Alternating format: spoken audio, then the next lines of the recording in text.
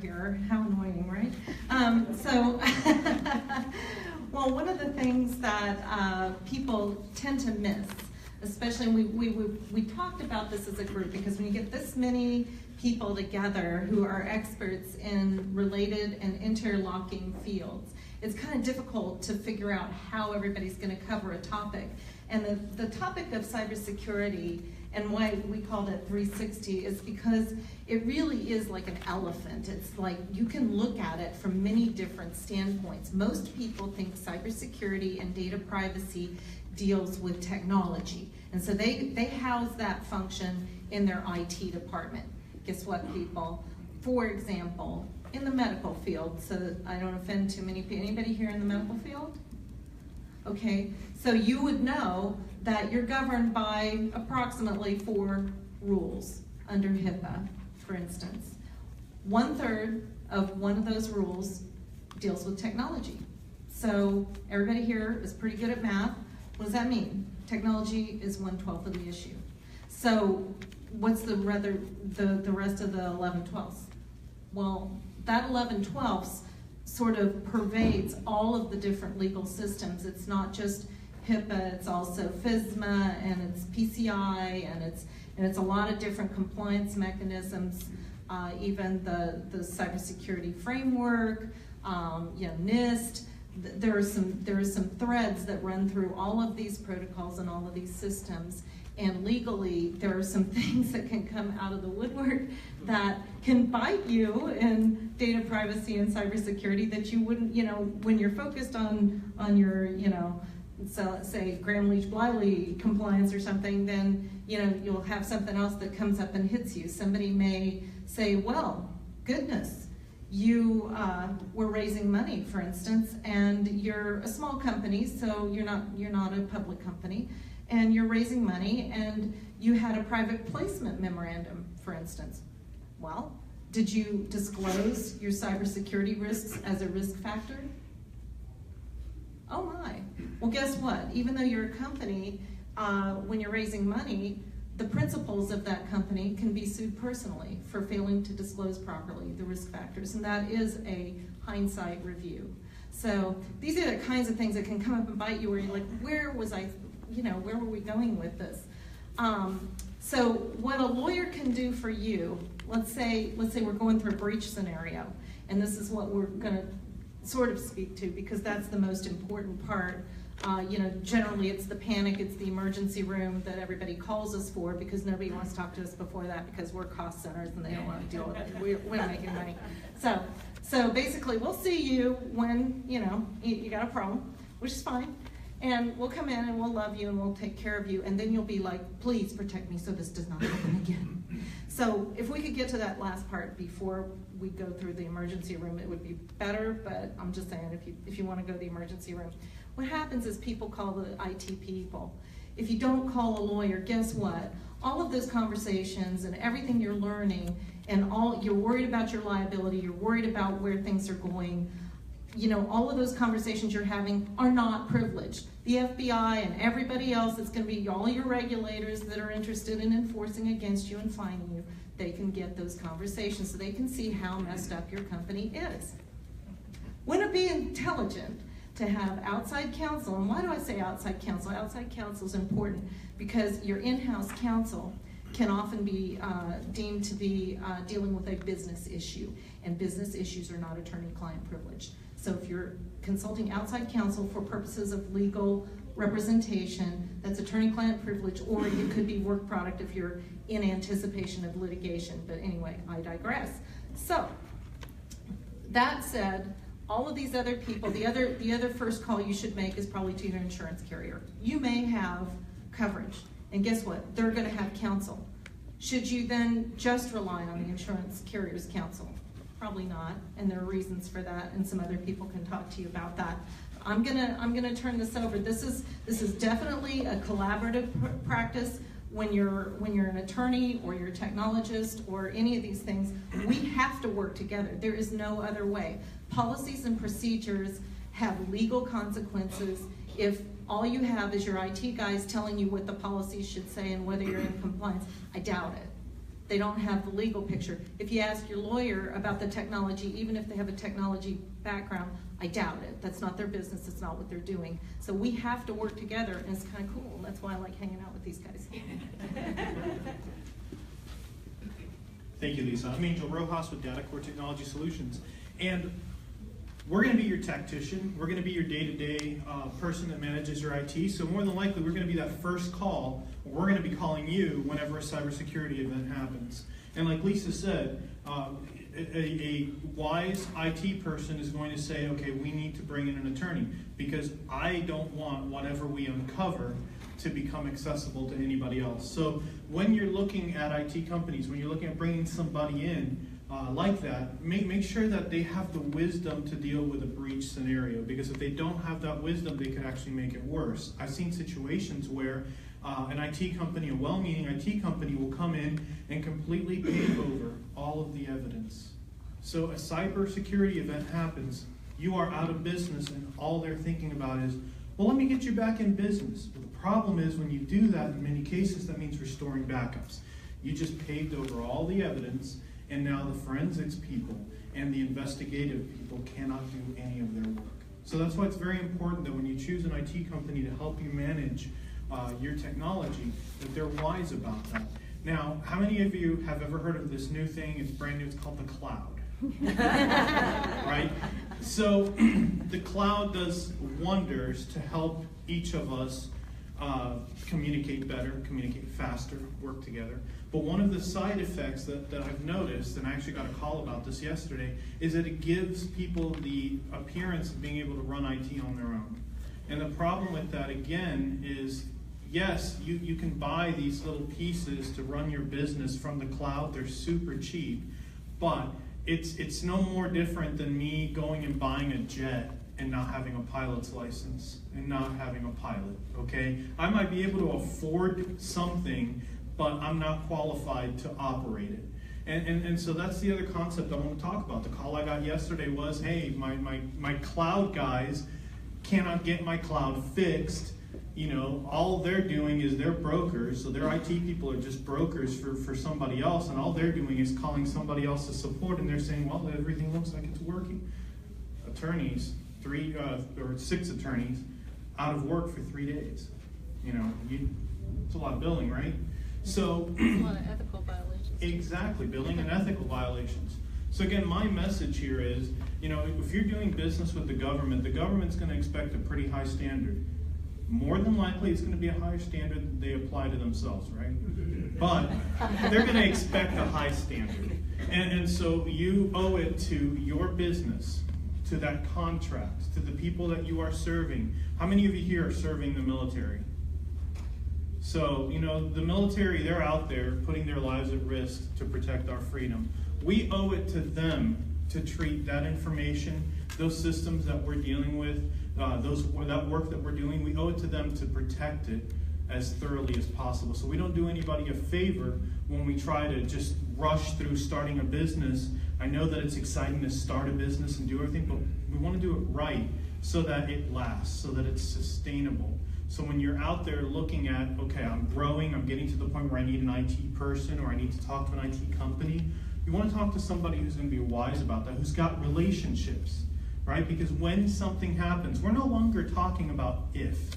We're now talking about when something happens. You want to make sure that you have people behind you to help guide you through that crisis. Does anybody know who Platte River Networks is? Anybody, does that name sound familiar? Yeah? All right. So I have a friend of mine who had the opportunity, and I'll tell you who they are here in a minute, who had the opportunity to sit down with one of their owners. Platte River Networks were the Clintons' IT people that had the server. And it was interesting what they said. They said they were trying to be helpful the entire time, and they were getting eaten alive. The moment they started pleading the fifth, and the moment they hired a crisis response attorney, life started getting better for them. Their business attorney was not qualified to handle that situation. So most of us have a business attorney. They're well-meaning, but a lot of times in an effort to help, they may actually make the situation worse because they're not qualified for that. Same thing with IT people. In an effort to help, you know, the wrong IT person can make the situation worse. So when you have that team in order to handle that crisis, and when you understand that a crisis could happen and you build that team ahead of time, that's when things start getting better for you. The next person I would call is either I'm going to ask your client or my client to call your insurance agent, and I'm going to make a call also to Lisa for cybersecurity. So let's talk about insurance. What a fun time. We're talking cybersecurity, and we have an insurance agent and a lawyer in the room. And the third call you're going to make is to me, or to your insurance agent. My name is Rick Roman with GovCon Underwriters. We specialize in handling defense contractors, DBA insurance, cybersecurity insurance. And hopefully when you make that call to your insurance agent, he's going to say to you, yes, you're covered. Yes, we have a policy for you. Most of the time, no. Everybody in here that's doing business probably has general liability insurance. Why? Because you have to have it. You sign a lease, you sign a contract with the DOD, with your prime. They're requiring you to have general liability insurance, but almost nobody's requiring you at this point to have cyber liability insurance. In our agency, all of our clients are signing off now on it. If you don't take it, you're signing off that we offered it to you, and it's a coverage that we recommend you have. Because it's really not a question of if you're going to get breached, it's a question of when you're going to get breached and how your company is going to respond to it financially when that happens. Since January of this year, we've had 2 calls in our office. One was from a big healthcare provider, a big orthopedic group. Another one was a big retailer. They had 2 ransom software issues where they got to their office Friday morning and their complete system was shut down, and they had an email from the ransom person saying that you need to pay us X amount of dollars and then we'll release all your information. What did they do? They called the FBI, of course. The FBI said, don't pay them, we'll handle this for you. And of course, thank God they had coverage with us, because they lost out on revenue for probably 4 days. They were completely down, because even after they paid the ransom, they got their Bitcoins together and they paid the ransom, they were still down for 4 days, because when they turned their server back on, it didn't come back on. And they were still losing revenue each day. As a business owner that's doing work with the Department of Defense, you have an obligation to the Department of Defense to protect their data. You have an obligation to your prime to protect their data. When you have a breach, somebody's going to pay. This coverage, and most general liability policies today are excluding coverage for cyber liability insurance. If you have it, you might have a small sublimit of $50,000, and that might get you through 1 day worth of expenses, because you have to hire a lawyer, you have to assess the damage, and then you're going to have to notify everybody what took place, and there may be a lot of costs involved with that. Cyber liability insurance covers data breach, security breach, fines, penalties, and loss of income. So if you don't have that coverage, call your insurance agent, ask them about it. For a couple $100 a month, you can get $1 million worth of coverage that will transfer that risk to somebody else, and that's not a lot of money to pay when you're working on a $2 or $3 million contract. The other thing we're going to do for you is we're going to get with your ID department, and we're going to have our experts from the insurance company to take a look at what you're doing, what risk protocols you have in place. You get another set of eyeballs on it and say, hey, we've noticed this, we've seen this happen in the Middle East, and we recommend you implement this particular strategy, and that's for free, because we're underwriting the risk, and we're going to make recommendations before we actually write the insurance on it. So I'm here to tell you that there is coverage available. It's not expensive. Call your agent, talk about it, and think about writing that policy. Who's next?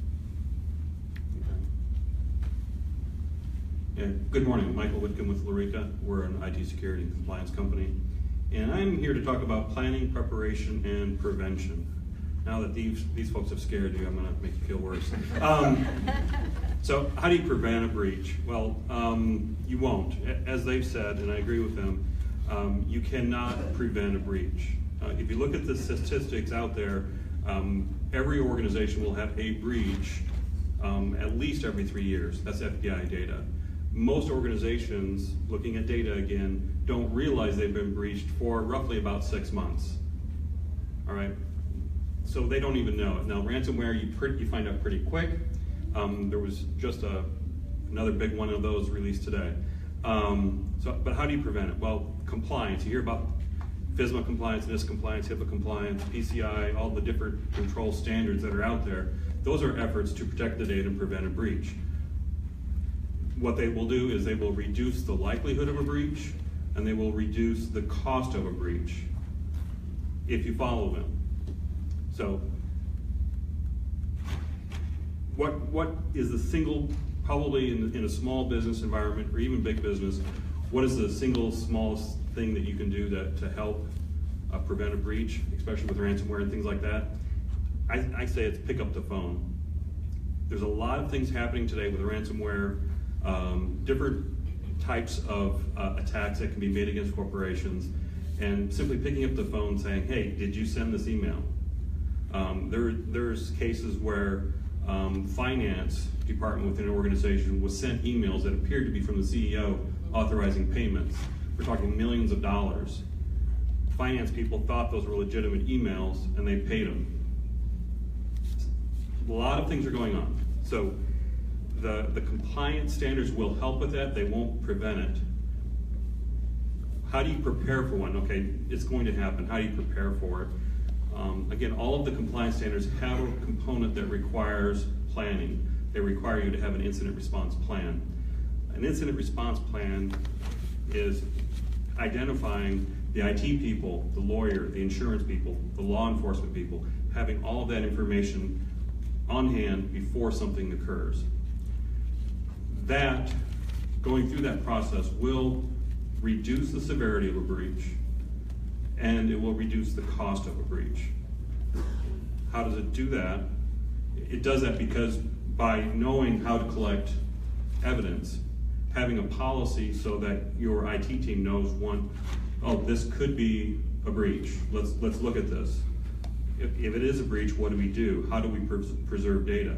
Have a policy, have some training. So you need to train your IT people, you need to train all of your staff. What does your staff should know? If they receive an email that looks funny, what do they do with it? All of those things can help, will help prevent a breach. The next thing you have to do, your plan, and one important point, a plan is not a 2 or 3 page document. It's not a 100-page document. A plan is tailored to your organization to say, okay, here's where we collect our data, down to what state, in some cases, what city do we collect our data from, that will impact your reporting requirements. What kind of data do I have, and what system is it in? Right, if you have a test system that you know there's no data in it and it's breached, okay, well that I would call an incident. That's a security incident. But if you don't know what's on that server, then there's many organizations that have paid millions of dollars to the government because they had a breach of a system that they couldn't prove didn't have patient information on it. So you need to know what you have, you need to know where it is, you need to know what you're sending out to your vendors, out to your customers, and how you're sending it. The team, all of this should be identified before the event. You should have a team identified. Again, you should know what lawyer you're going to call. I recommend Lisa. But seriously, you should have. Pay you later. We're old friends. You should know. Okay, if your IT people, if you're not comfortable with them or they're not comfortable handling it, you should have a team on board that can come in, look at your server, do the forensics, gather the evidence, and handle it properly to preserve it. You know, we had a customer that they fired their IT director, and he had scripts, little programs installed on his servers, so that it started deleting stuff after 3 days. So here's a healthcare organization, and their medical record systems went down, and they couldn't prove it was him because they weren't following the rules, they weren't compliant, and they were sharing passwords. So we went in, you can't prove it was him. So then there's no legal recourse that they could take against him. So things like that is part of preparation. Follow the rules, it will help prevent, it will help minimize the damage. Practice, have a plan, practice it. That way your team knows what to do. You will have upwards of, depending on the organization of course, you can have upwards of 8 to 10 people. We're talking public relations, legal, IT, technical, all the different skill sets that you need. Now you won't need those for every incident, but you need to make a determination at the beginning of it and say, well, this is potentially a big one, we need the full team, or this is a virus on one machine, it's not a big deal. the technical team can take care of it. So, and then the other, going back, people see this as a cost. They always put it off. It's a cost. Used to be, I would hear from CEOs, if I don't know about it, I don't have to fix it. That's not really a case anymore, because with HIPAA, you have a requirement, you have a responsibility to fix it. So, plausible deniability doesn't really apply. And you have, I look at it as, it's grandma's to protect that data. But by following the rules, by preventing it, you will also stabilize your environment. That's one thing that a lot of people don't really see. The rules are built to prevent a breach, but the one hidden thing it does is it makes your systems more stable, which less downtime, more time making money. And I think John was supposed to. Go ahead. Oh, great, okay. Am I allowed to walk around? Yeah. Oh, perfect, great. So, to get a show of hands and to see how many people understand what I'm about to talk about, how many are familiar with the DFARS 252.204/7012 clause? Okay, great. Okay, well, maybe I should have booked an hour, but really, so there's a new, if you're supporting, I guess the second question is, who supports DoD, Department of Defense, in the show of hands real fast? Okay, all right, great. So if you support the Department of Defense, in 2013, there was a new clause added to the DFARS, which is the Defense Federal Acquisition Requirement Supplement. And it was that long number that I announced. Basically, what it is the government is requiring all DoD defense contractors to protect their information, their covered defense information, right? What is covered defense information? Covered defense information can be your financials, it can be your technical drawings, it can be anything that's related to that contract that is the government's owned information that is residing on your network. And so there's three requirements to that DFARS clause. The first requirement is to protect the government's information, that unclassified is all unclassified information, to protect that information with adequate security. The adequate security piece that they are requiring industry, DoD defense contractors specifically, to implement on their networks is the NIST SP 800-171, which is the how do you safeguard non-federal information systems, right? HCL Solutions, non-federal. You have universities, that's non-federal. Anyone who supports the DoD government, that is a non-federal agency. So you have the NIST 853, which is how you protect federal information systems like RMF, et cetera, et cetera. And then you have the NIST. You have now the NIST 800-171, which was written June of 2015. So they published that, and that is 109 security controls that you have to look at and implement within your infrastructure. And it is very inclusive, all the way stuff from multi-factor authentication, data loss prevention, encryption at rest, access controls, cyber incident response plan, everything. And so that's the first requirement out of the DFARS 7012 clause. The second requirement is that you have, and are required to by law, if you have that clause in your contract, to report to the DIBNet, the Department of Defense Industrial Base Network, right? At the Pentagon, you have 72 hours to report to the DIBNet when you've had a compromise or a cyber incident on your network. All right, and so you go to the dibnet.mil, you fill out their template there, and that goes to DC3, which is the DoD Cyber Crime Center. Executive Director Steve Shirley sees that report, and then the government has, I think it is 90 days to come back and do their own assessment on that cyber incident or that compromise that happened at your location, your contractor's location. The third piece, the third requirement is if you are prime and you're working for that DoD agency and you have that clause in your contract, you're required to flow those regulations down to your lowest tier supply chain, lowest tier subcontractor. If it's all the way down to a mom and pop's company that's making just a bolt for, say, a laboratorial combat ship, that clause is, all those requirements are on that mom and pop shop as well. So we're seeing the big primes, Lockheed Martin, Northrop Grumman, Raytheon, Boeing, they are all now hitting their supply chain and they're asking them, are you DFARS 171 compliant, or DFARS 7012 compliant?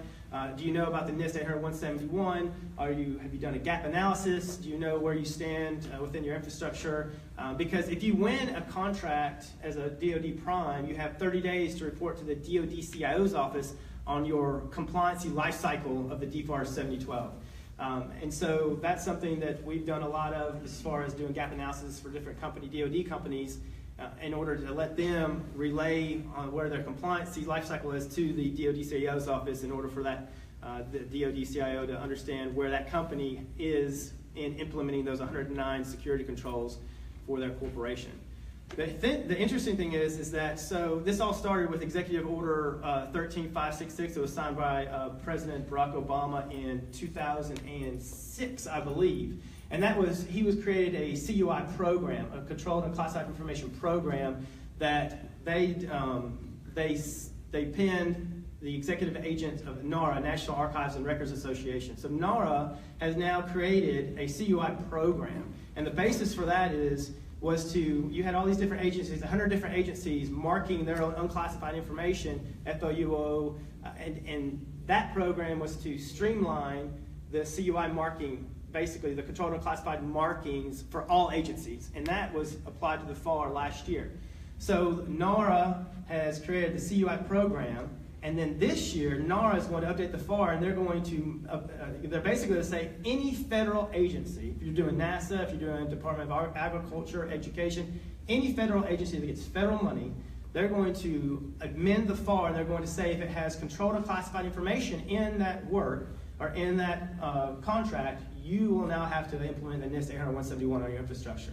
So it's coming for all 300,000 federal contractors are going to have to apply this to their networks. It also goes down to third parties. So if you have an outsourcing your IT service manager is also responsible to become DFARS 7012 compliant. If you have that information run into that IT service management provider. It goes down to your, if you are outsourcing your finance, it goes to that financing company as well. And so I know some of the companies here, like Uninet, they're looking at becoming compliant. They've had their own team self-assessing from a DFARS 7012 perspective. Shout out to Uninet. But I'm sure Deltek is looking at it as well. All the big ones are looking at it. But the thing is the government is tired of losing their information. Now, I know that they are losing a lot of information too, but what their basic goal is to do is to streamline or baseline the defense industrial base so that they know, they being the government, knows what every DoD and federal contractor should have in place to start off from a security standpoint. Now, what we're also seeing, and I'll close in a second, is that certain agencies are going to send out self-assessment teams. So if you're a DoD prime contractor, you win, say, a prime contract in the Missile Defense Agency, before they let that contract, they're talking about sending a team out there to assess you on the 171 and the 7012 before they let that contract, to make sure that you've done what you said you've done. And if you haven't, then they'll hold that contract and maybe give you some time to at least do a gap analysis so you can show them where you are on that compliancy lifecycle scale. Or if you're really horrible, because you say you've done it and then they come back and they find out that you haven't done anything, they might just cancel the contract. There is term donation in there for debarment of government contracting and fines and penalties as well if you're found to be negligent. And the deadline for this, so it was first submitted, like I said, to the DFARS in 2013. It's changed 3 or 4 times. The deadline to be compliant is December 31st of this year. So this is the death year for DoD contractors to get it done. And we've done over 30 of these assessments. We've helped companies ranging from 30,000 employees, global organizations, all the way down to 5 people. Mom and pop shops that support Lockheed Martin making one bolt that got that regulation flow to them. So we know all the people at the Pentagon, DC3, the DivNet. We have written over 6 to 7 white papers on the subject. So if you have any information afterwards, or you just want to know what this is and how it could possibly affect your organization, please hit me up and let me know, and I'll love to talk to you about that. And that's about it. Thanks to Jenny and all the sponsors for making this possible. It was real fun. All right, Michael Ferris. Hi, Mike Ferris with Abacoda, I'm the CEO. So the great thing about what Jonathan said was The net result is you can no longer do nothing. That's it, in a nutshell. Prior to this, the government and other, private agencies were letting folks make a decision on, are you going to do anything about, cybersecurity? Are you going to address it properly, or are you not? And now they understand, we all understand, that we are interconnected. Our systems are connected to our vendors and our employees and our clients and the government. And so we're going to stop this, and we're going to make sure that we all are protecting ourselves properly. And so the key to that, and what's great about Jenny and the panel she put together is that you address it holistically. And there are a lot of moving parts, technical and non-technical, but addressing it properly in the education is one of the most important things you can do. And so it was brought up here, and you've seen it with the panel, that at a very high level, you have to address it from an insurance standpoint, you have to address it from a legal standpoint, from a public relations and communications, and then a technical. So Abacode, we are a pure cybersecurity firm. This is all we do. We don't do anything else, but we touch just about every aspect of the technical part. And so if you start at a very high level and say, how do we address this as a business? From a governance standpoint, from our board of directors to our C-level folks, then down through the organization, that's how you have to be thinking about it.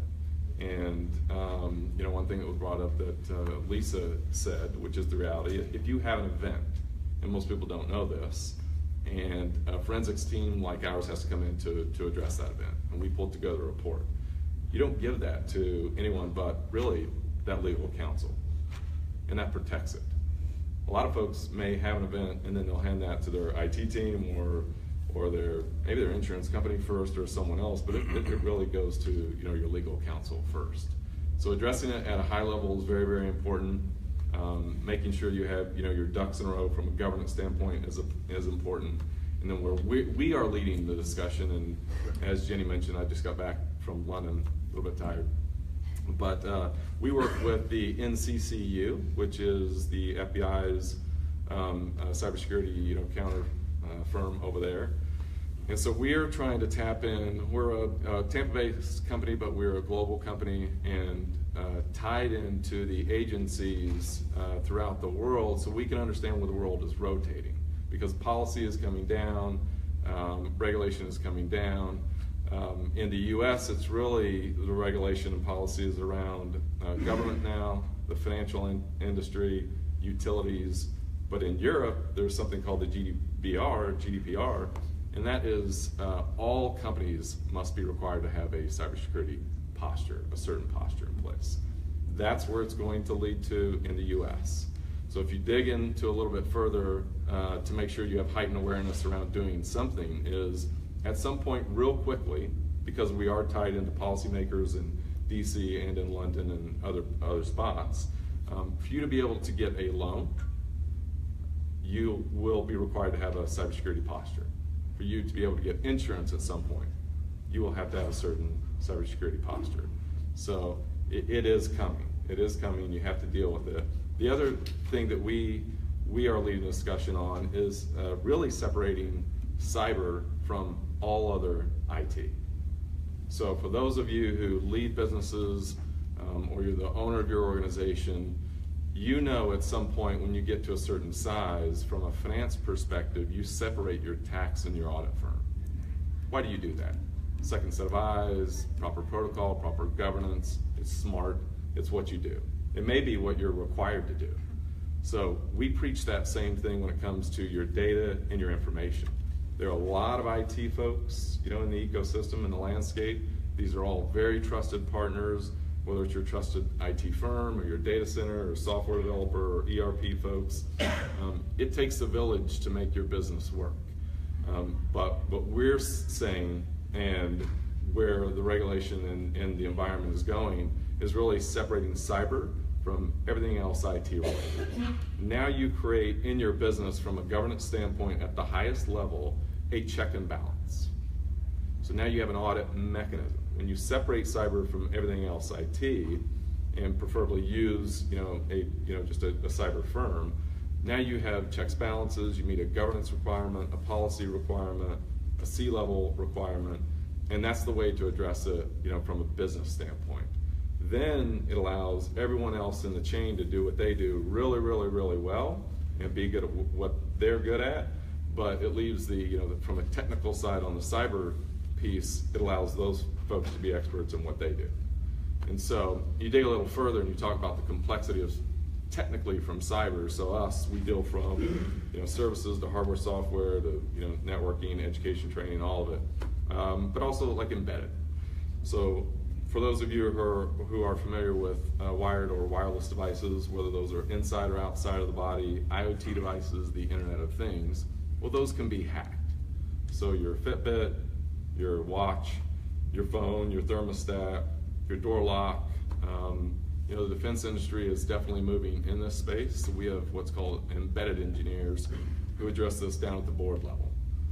So to give an example, a healthcare company reached out to us in combination with a 3-letter agency, and 4 people in 2 different states within like 16 minutes, their pacemaker was hacked and killed them. So that's a real thing. So if you don't address cyber, let's say, in code development technically from an ISO 27001, how you develop that code in a secure way that then hits that board, how that software hardware is developed inside that smart device, how are those communications coming out of that device and talking to a server, a network, the back end, or whatever, bad things can happen. And really bad things like people could die. So when you talk about war fighters out on the field, they're trying to make these war fighters intelligent and building in intelligent systems as much as they possibly can. So it is a big, complex thing. So to leave that up to just your data center or just your software person, it can't be done.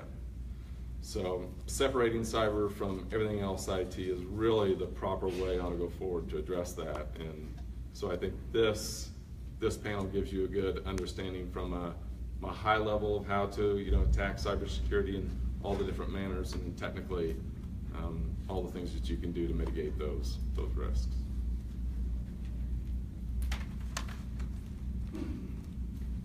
So who's terrified now? Okay, so we're going to do what we did in our earlier sessions. Just follow the speaker you want to talk to a table, sit down with a group of people, talk about it. This is affecting all of our industry, and it's also affecting us on a huge cost basis. If you think about all these contracts, or we bid LPTA, there's nothing in there to protect against these new demands that are being required on us, and you've got to protect your company or you could lose it with something that could have been preventable. So just follow whoever you want to talk to, and we've got till Sid Fuchs, Macaulay Brown will be here at 11:30 for lunch. We're going to do the same kind of lunch yesterday, which was box lunches, wander around, and he will speak